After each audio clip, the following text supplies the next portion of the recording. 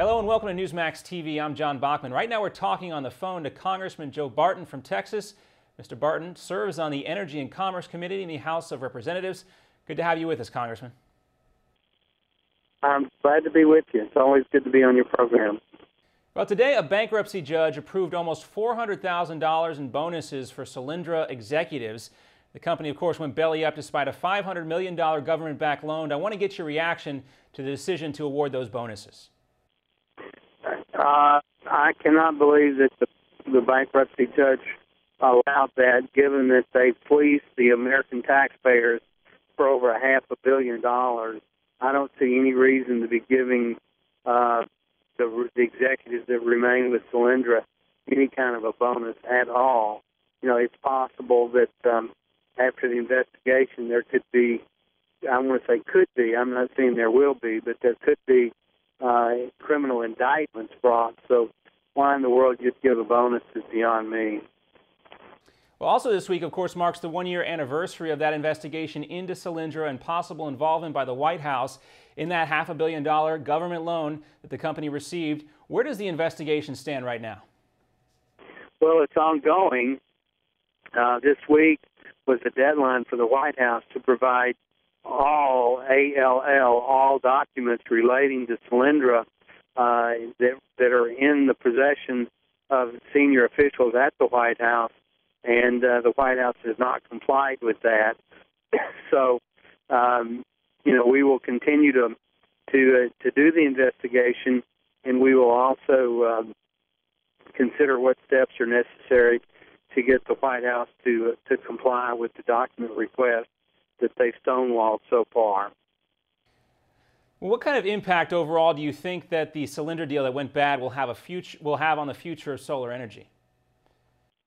Well, unfortunately, it's not the solar industry's fault, but it's going to taint the industry to some extent and make it, I won't say impossible, but more difficult for additional support at the federal level. Of course, at some point in time, the solar industry has to be able to stand on its own feet without all of the research grants and the subsidies that they have benefited from so far. But in the short term, I think this will have a negative effect on the industry.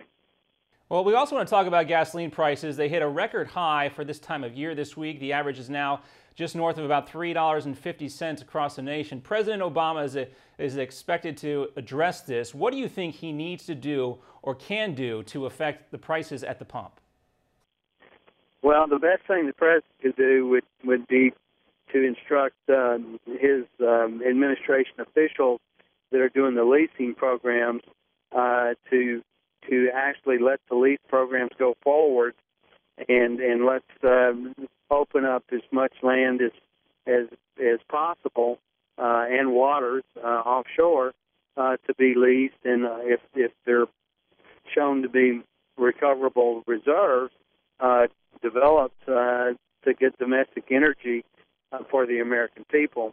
The other thing he needs to do is instruct the EPA to back down on some of the regulations that they've been proposing that have the impact of shutting down coal plants and refineries, or making it much more expensive for them to operate.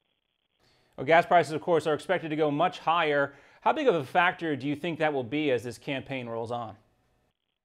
I think if gasoline prices go north of $4 a gallon, which some analysts say that they're going to, I think it will be a major issue in the upcoming presidential campaign.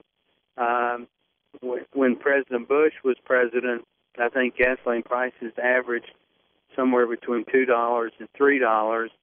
I don't believe they've been below $3 during, or maybe just a little bit below $3 during President Obama's administration, and there's a chance that they could go over $4. So I think high gasoline prices could be a big issue in the campaign. And because you are on the Energy and Commerce Committee, tell me a little bit more about why you think Speaker Gingrich's plan to lower gas prices would be a success.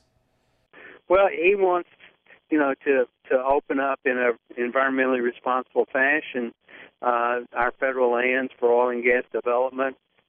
He wants to have a leasing program where you do have certainty that if you comply with the rules, you do get the leases. He believes in a market-based approach to energy, and he wants to supplant as much imported oil with domestic produced oil. He's a big supporter of the oil shale programs that are now underway, drilling programs up in North Dakota and down in South Texas.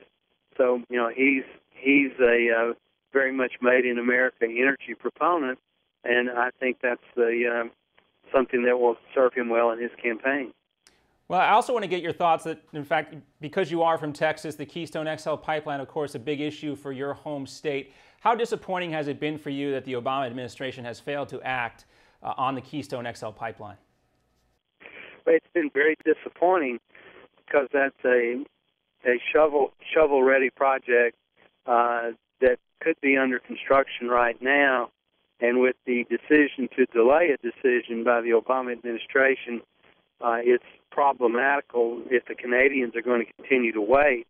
They're in negotiations with the Chinese to build an alternate pipeline to the Pacific and to ship the oil over to the Asian area. So when you've got 800,000 barrels a day of oil that could come into the Gulf Coast of Texas and Louisiana and be refined into products that could be shipped anywhere in the United States, it's very disappointing to have the Obama administration basically say no to that because of political pressure from the radical environmental groups.